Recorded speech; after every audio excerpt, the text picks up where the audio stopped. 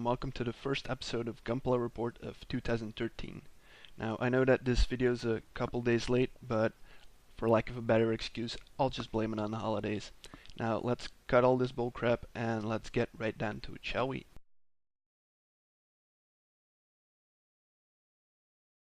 Okay, news time. Now, we already know about the Zaku Black TriStar that's being released in February. Well, Bandai's just announced that they'll be releasing the Shin Matsunaga version, which is basically the exact same thing, only in white, and that'll be coming out the next month in March for the exact same amount of 1,600 Japanese yen. Next up is Gundam Age. Bandai already unveiled a prototype of the Shaldal Rogue several months ago, but now we have a release date for February of 2013 and a price of 1,300 yen. And another pirate custom from Gundam Age, the G Cyphos or Cephos, don't quite know how to pronounce it, but it's coming out in March for 1,500 Japanese yen.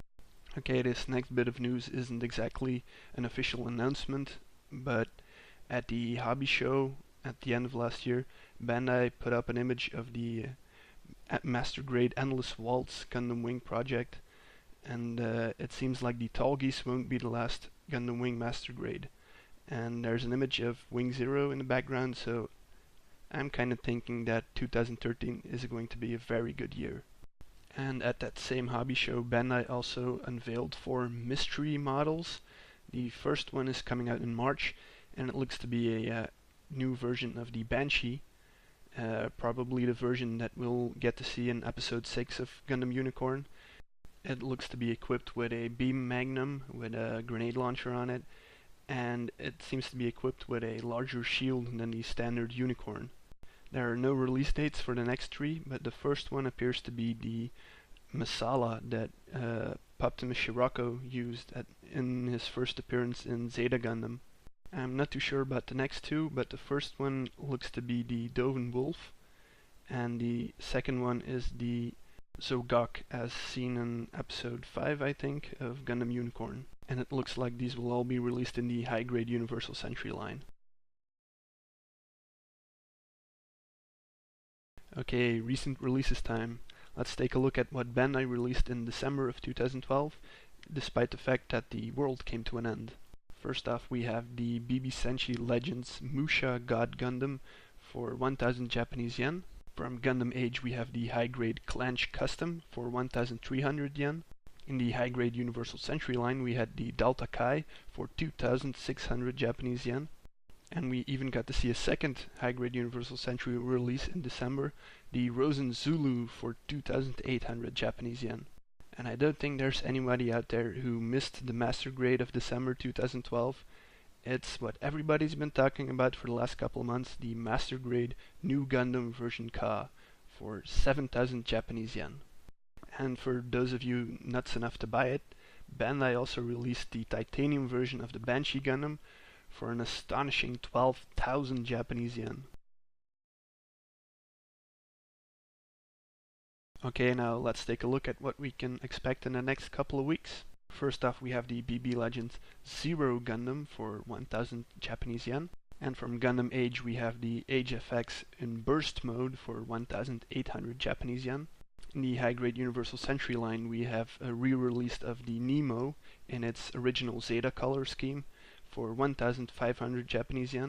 And the Master Grade for January, the long-awaited Tall Geese, and that is coming out for 3,800 Japanese yen. Time for another unboxing video, and today I'll be taking a look at the high-grade 1144 Gundam H2 Double Bullet from Gundam Age. And this is actually my favorite design from Gundam Age. I like it a lot more than the normal H2 and even the Dark Hound, which most people seem to prefer, and I'm not that big into pirates. Okay, first runner bag. We have polycaps, blue parts, red parts, a very, very small sticker sheet, which is good for me because I don't like stickers. We have yellow and white parts.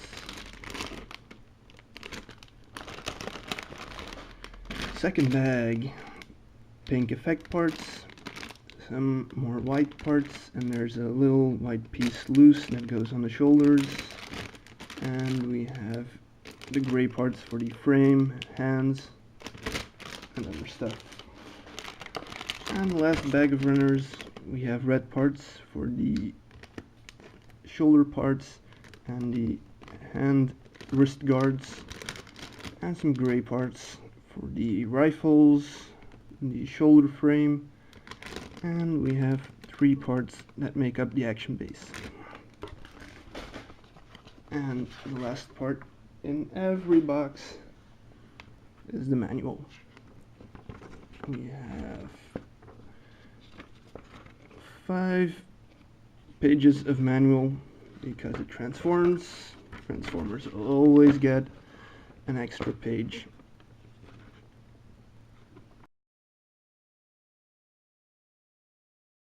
What am I currently working on? Well, it's no longer this guy. It took me just over 4 months, but he's finally completely done. And it took way too long.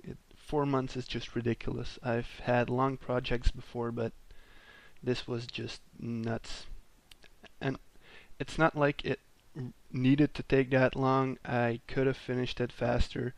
I just really took my time on this guy. I'm really happy with the way it turned out, but never again. 4 months is just way too long to work on one single thing. So I'm glad to say that I've moved on to the real grade 1144 Skygrasper. And I did start with the Skygrasper itself. It was really tempting to start off with the sword pack or the launcher pack, but I decided to just stick it out and start with Skygrasper anyway, just like the manual says. I've made a little bit of progress, not had much time yet, but it's coming along. And hopefully I'll have it done by the end of the month, and especially before April. As for my blog, well, I've sorta just left it there for the last weeks or even more than a month, but I will be adding everything I've got on the Sinanju in the next couple of weeks, and I'll be throwing up some details of my Skygrasper build on there as well. So take a look if you haven't already. Okay, time to wrap this video up. I'll be uploading another video in the next couple of days, and maybe another one before the end of the month. Not quite sure if I'll be able to pull it off, but fingers crossed. See you guys next time. Oh, and Happy New Year. Bye guys.